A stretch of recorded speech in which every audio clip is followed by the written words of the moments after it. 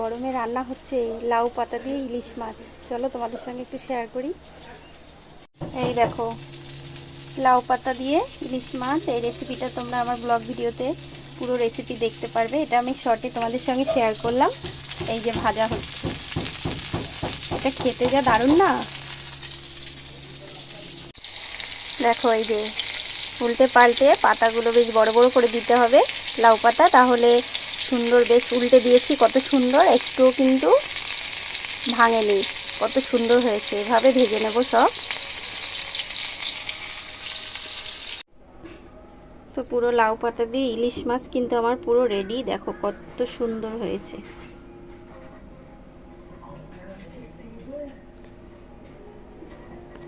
একটা পাতাও কিন্তু আমার ভাঙেনি, ছেড়েনি, কত সুন্দর।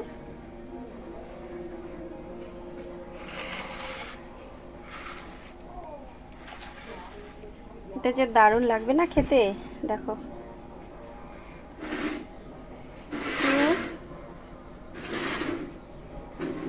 রেডি আমার রেসিপি।